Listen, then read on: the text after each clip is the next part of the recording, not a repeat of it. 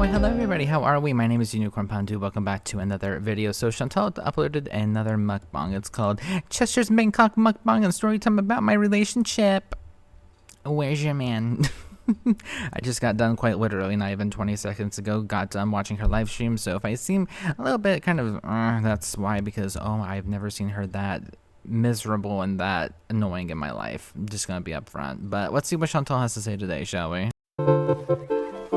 And I cannot believe I forgot to speed her up. I'm so sorry. Hello, foodie beauties. Oh, hi there. Hello. Welcome to another dinner with me. And she's mad about the portion size because my first thought is, wow, that actually seems like a pretty normal sized portion. And she's mad. So I'm just putting 2 and 2 together. I'm in a weird mood. Don't ask. You should know me by now. Okay, so today we are having a meal from a pretty popular food chain here in Thailand. I don't know about Thailand, but Bangkok at least. It's such a world traveler, guys. Can't even do the bare minimum as to Google the place to see, you know, is it just like a few locations in Bangkok? Is it, you know, nationwide? Nope, couldn't be bothered. Nope. World traveler though, guys, remember. Called Chester's.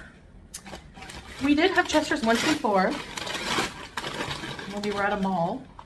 I think I took some clips. I'm so behind on like editing things. So we have some waffle fries, cheese sauce, Pepsi, rice. And she's pointing with her pinky. Oh, this is gonna be good. Rice, fish, fried sea bass with some kind of herbs and seasoning on it. And these little salads that they give you, they always have these on the side. With some kind of salad cream. They're salad dressings, they call them salad cream. Okay. So, bismillah. Alright, let's dig in. So I have Pepsi with lots of ice, so points for that. Let's try these waffle fries with cheese sauce. The fries are seasoned. The cheese sauce is like very cheddary. I like it. Look, when it comes to describing food, cheddar is as good as it's gonna get, okay? Yeah. And is it salty? Is it savory? Is it, you know, is the flavor strong? Is it, you know, a bit more mild? Is there an aftertaste? There's so many things that you could do. Cheddary, guys, it's cheddary. I'm just gonna press play. So these vegetables are just some shredded carrots and some really sad looking iceberg lettuce. Doesn't iceberg lettuce always look sad? It really does. That's why I'm more into like spring mix, because it doesn't look like, it's not like super watery. It's not super gross. It tastes really good. And you find it pretty much anywhere that sells lettuce. Just highly recommend spring mix. It's very, very good. It looks like the less fortunate of the lettuce kinds. Like, you know, you have all these other like beautiful leafy greens, and then you have the sad head of colorless, you know, it's just crisp water and fiber. But it's good. Ooh, it's a bit spicy, so it's chili, the sauce. I can taste honey, ginger, and there's red onions. See, thank you. There you go. Like, we actually got some sort of flavors and descriptives and just, yay, bare minimum. Woo, good job. Jesus. So this whole meal cost, I'll start putting the price of my meals because I know a lot of you were wondering that. The fish is slightly battered and fried and crispy. Yay. Yeah, again, more basic things that you probably could be telling us during the video. I wouldn't be mad about it. The fact that we got text is nice at least, so yay. Better than nothing. This plate is the plate they put the coffee mugs on every day when they make up the room.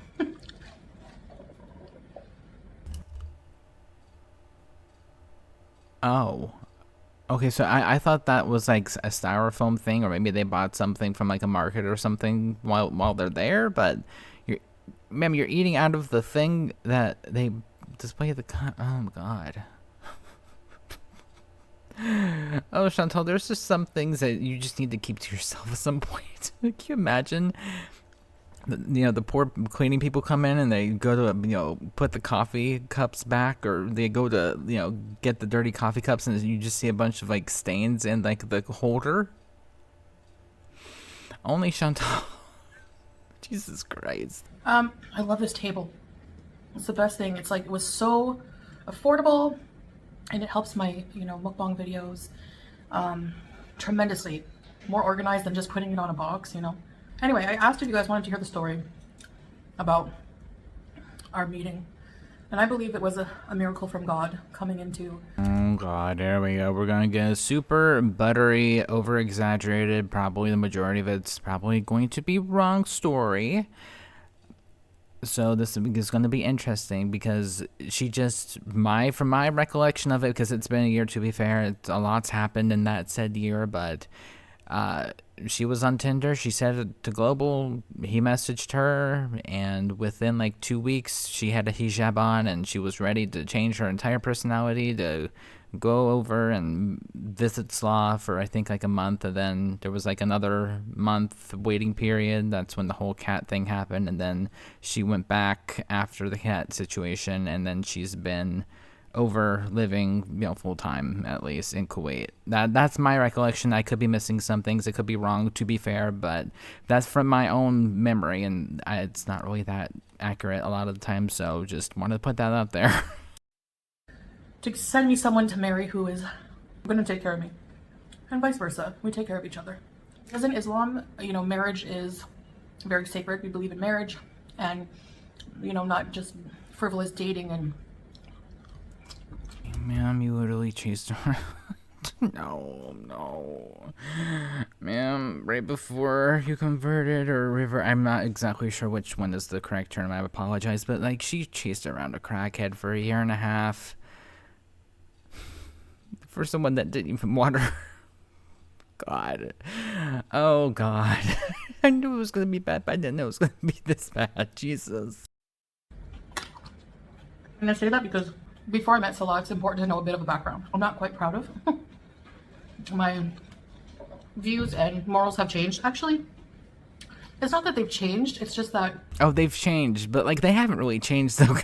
Great argument, shut up. Oh, this is a gold mine. Oh.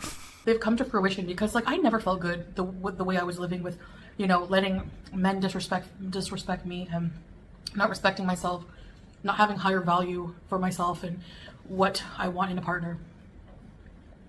Step 1, have a pulse. Step 2, be able to look at you for more than 10 seconds. There you go, Chantal. There's your, as of right now, your current status as far as like, what you look for in a man. Oh wait, no, I guess the pulsing isn't even right because she wanted to have a sex doll at some point. Oh, I forgot about that. Okay, well, just, someone to look at you for more than 10 seconds. There you go. There's your standards. That's as far as, today. There you go. And I learned all that when I met Salah, when I reverted to Islam. So, that being said, right before I met Salah, I was pretty lonely. I had just gotten out of a relationship with a narcissistic abuser. Oh, that's really funny coming from her of all people, when in fact she also is just like that. But no, it's not the fact that people weren't screaming at her to leave him alone and forget he existed. No, just leave that part out. And also, ma'am, the most that you were a couple for was a week. Like, maybe, that's me being generous here, maybe a week. You willingly went back to Stabby. Willingly. Open arms. All you have to do is fake love me. Yeah, okay. So we're already off to a really bad start with this story time. And so I was feeling pretty low and looking to just fill that void, and was just dating around and being really... You gotta see the gestures. Not really caring about myself, just, yeah, struggling with a lot of things. And at one point I became really sick of the dating scene and men altogether, and just the idea of having a partner, anyone in my life. And I was using Tinder to meet people at the time. And I was on there all day, it was like an addiction. Meaningless encounters, not respecting myself whatsoever. Girl, quit slut shaming. If people want to sleep around, let them. If people want to sleep with 50 men or 100 men or 150 men, as long as they're consenting and they, use protection if that's what they want, or maybe it might be someone they don't know that well and they want to use protection, go for it. Be a slut, bees. Be a slut. Who cares? Again, as long as everyone's an adult and everyone's having fun and everyone consents, bees and let bees. I love the sex work girlies. Do not get me twisted on that. Come on. That's how I felt inside. Maybe I didn't always portray that on camera. But also, if you are using that to kind of cope with something, maybe go see someone about that, to be fair, if it's in that realm. I also wanted to throw that in there so I don't sound super insensitive. You know, just go see someone, please. But I felt that way a lot of time. Anyway, I thought, you know what, I'm not going to check my inbox anymore. I had seen in my inbox a message from Salah, and I just kind of like ignored all messages. I was like, I remember looking at him and thinking, wow, like he's handsome, like just what I'm looking for. Like I was attracted to like, for a while I've been attracted to like Arab men, and he was like exactly what I pictured, like dark hair, just handsome. Like he's just very handsome, tall, dark, and handsome. But I didn't know how tall he was at first. Okay, so then, and you know, he As far as I know, like, Saw's only like 6 foot. He's not super tall. I'm 5'9", so he's not even that much taller than me. So, Chantal, it's just the fact that you're short.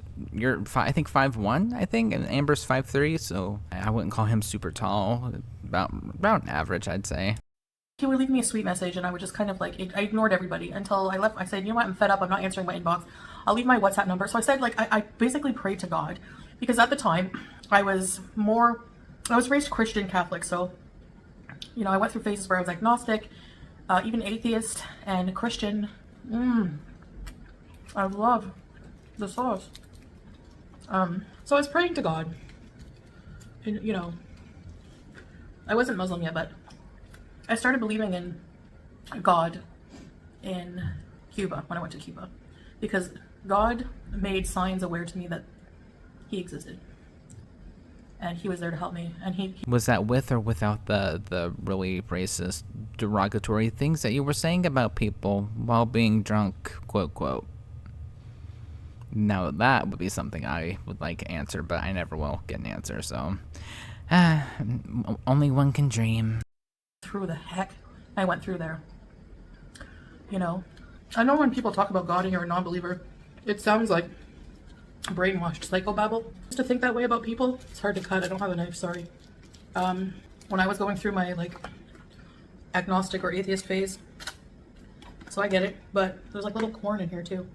I prayed the night before Salah messaged me. I prayed and was like, listen, please God, send me a man who will take care of me and who is good for me. So, you know, like a bit, I was like, you know, admittedly, and this is not very healthy, but I wanted to get my mind taken off of the horrible ones I was with before that. That you went to Cuba for, right? That Cuba trip that you just mentioned, you literally went to Cuba despite him, though. And were complaining about him the entire time, and even right as you got there, you were just complaining the entire time, being like, oh my gosh, I feel like I'm in a third world country. Wild.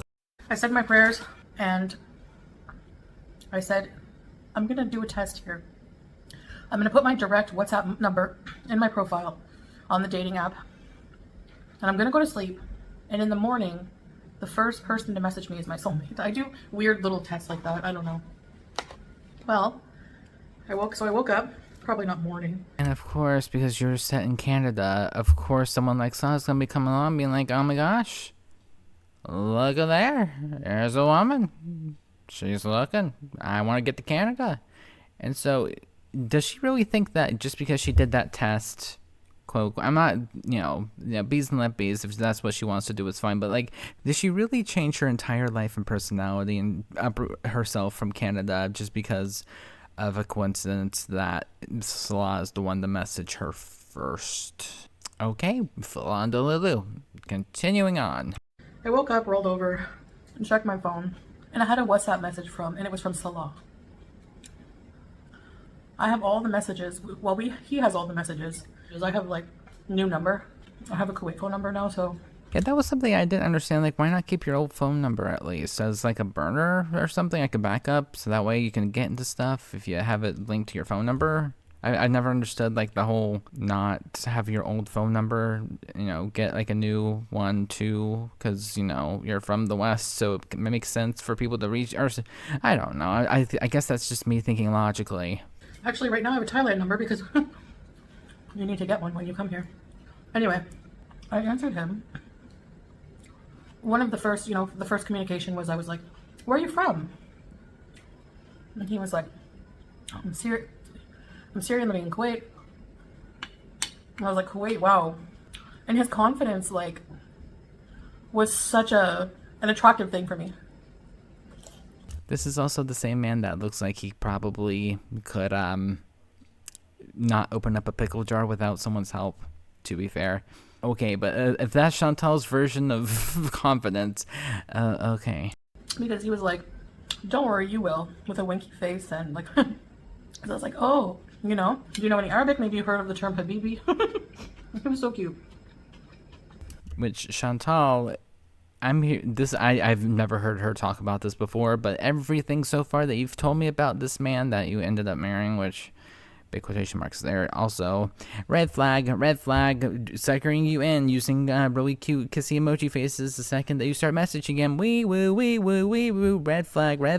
But of course, she's just like, wow, someone's talking to me, guys. It's true love. And then after a while of talking, marriage came up. And then on top of that, they got married within like 2 months of meeting one another, I'm pretty sure. Because in his culture, dating is not, even on a dating app, you're looking for marriage. That's what everyone... In Muslim, also custom, dating is forbidden, so the goal is marriage. And I still listen to this voice note sometimes, it makes me laugh. And so I sent him a voice note back and said, "Oh, marriage, wow." And at that moment, I really believed it. I'm like, I'm never getting married, never. And along the way, obviously I fell in love with him and felt safe with him and felt like this is what a union should be, I was so adverse to marriage before, and to be the role of a wife, which is not a bad thing, and I'll be doing videos about that, because I was adverse to that and weary because I never had a man in my life who fit the role of a husband and protector in the way that I, and provider in the way that I needed. So I mean, also something that I just realized, like, wouldn't Slaw want to be here whenever she's talking about this story about how they met and they're so in love and this, that, and the other? Like, wouldn't that be like a really nice time to have Slaw sit down and like, recount the story with him instead of him being MIA? Right, Chantal? Oh, where's your man? So that's how we met. Like, I firmly believe that Salah is my good karma from having went through what I went through. And I know a lot of people hate me for whatever reason. That's not my problem, that's yours. But, thinking I'm a bad person, morally inept because I was, in an abusive narcissistic relationship where I became addicted to harder drugs. That you willingly took, Chantal.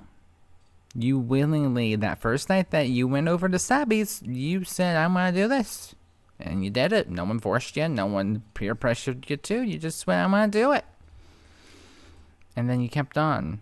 Chantal, that's not our fault. That's not Sabby's fault, really. I mean, maybe might have some liability in that, sure. But I don't believe, I could be wrong, I don't think he forced you to do it. You did that on yourself.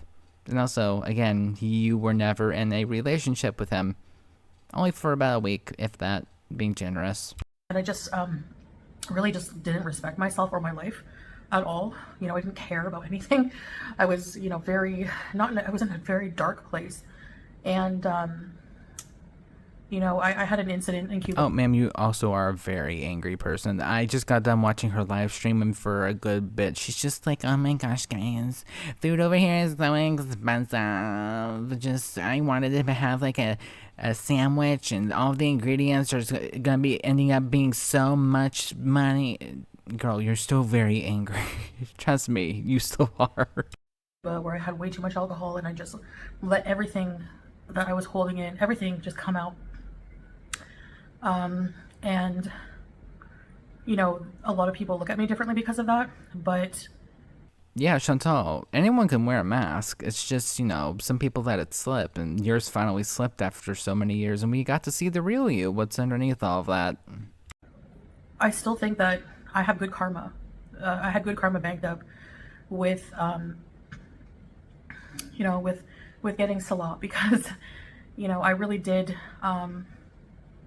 do a lot for the people that, I was with, and I was taken advantage of, I was used, and Ma'am, did you not like have to use Pete's to like get the villa because you I couldn't get anything in your name, so you used Pete's to get the villa? But like, okay, sure. I was just put through the ringer. Girl, you are the one that ran into the ringer to begin with. Oh, well, it was me, guys. You don't know what I went through, even though we saw quite literally everything and every single freak out that you've ever done ever. But no, poor Chantal. God, get therapy, please. Hurt tremendously over and over, and I think that you have to go through a lot of bad ones, like they say, to get to a good one sometimes, unfortunately. And so a lot comes from a culture where it's such a shame, like a huge shame if a man doesn't have his own life. I see people joke about that a lot, like, oh well, he's just with her for money, because I don't, that's such a narrow-minded view, just because I'm overweight. Girl, what does you and being overweight and money have anything to do with one another? He's with me for money, guys, but like, what does it matter if I'm overweight or not? Girl, that has nothing to do with one another.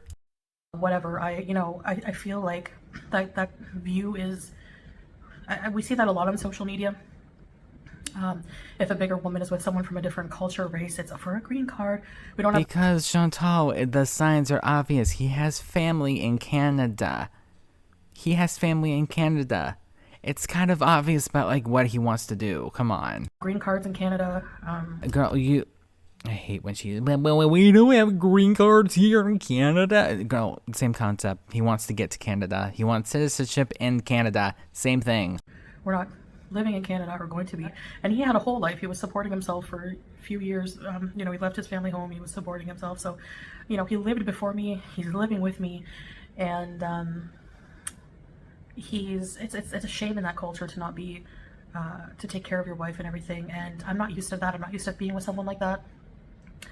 But also, Chantal, have you noticed that like his way of living is pretty much increased significantly? He got a bigger apartment and then another bigger apartment. He got a new car. He got a new laptop. Yeah, he's doing pretty good for himself, I would say. So, but we're wrong though, right?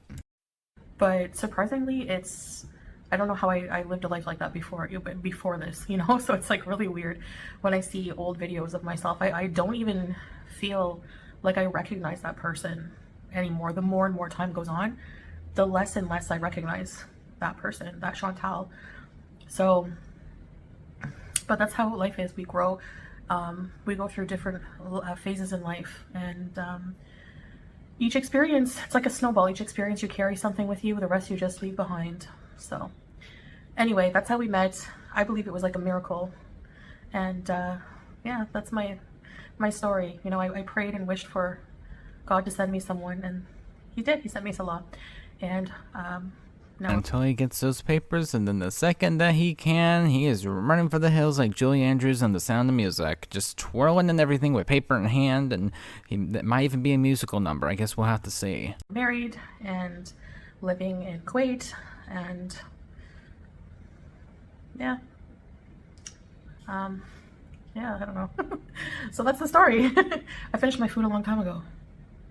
That was really good though. Like, Chester's is decent, I would say.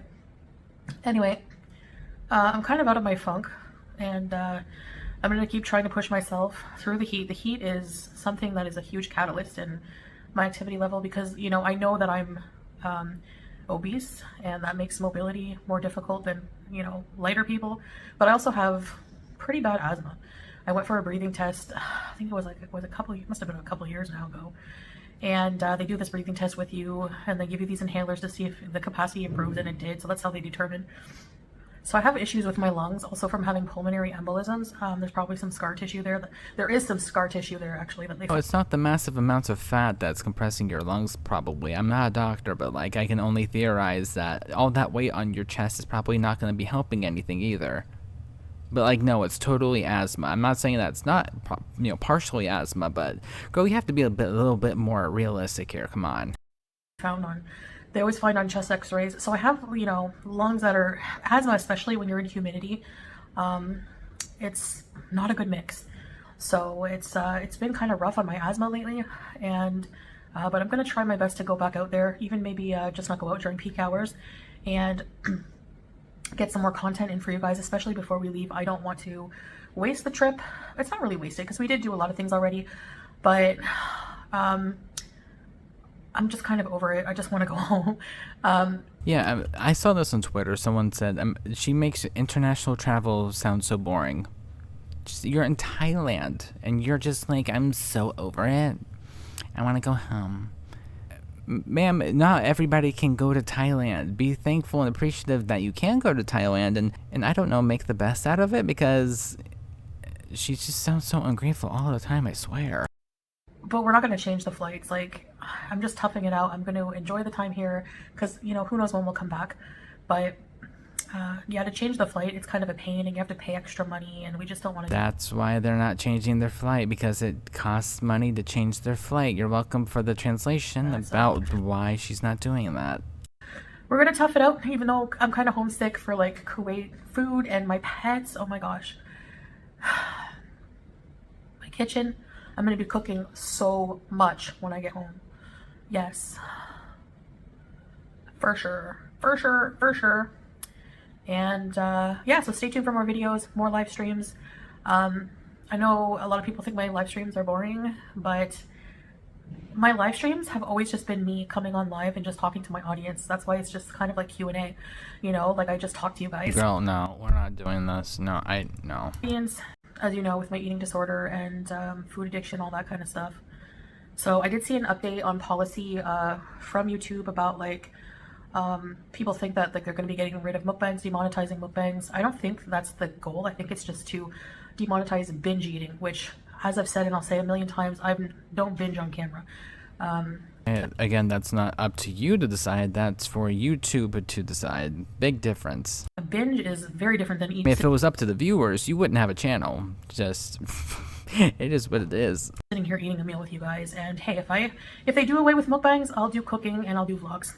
Whatever, I'll do them anyway, but I like just sitting and enjoying my meal and talking about subjects. I like doing that. That's the main reason I like mukbangs. Okay, no, that's a biggest lie I've heard. I'm done. There's only like a few seconds left. No, all you like to do is, so guys, no, yeah, we went down into the market, and yeah, we got some bubble gum. It was real good. That's the majority of your life. No, okay, I'm done. Woo, okay, great. So yeah, that was awful. Because I'm so interested to, like, go back and see, because, like, one day she's just out and about, beezing in her car, doing whatever, having a black wig on, whatever, and then, like, next day she has a shop on. It's like, oh, okay. So that's going to be fun for me to revisit, because Jesus Christ. But regardless, though, thank you guys so much for watching. You very much appreciate it, and I will see you guys next time. Bye.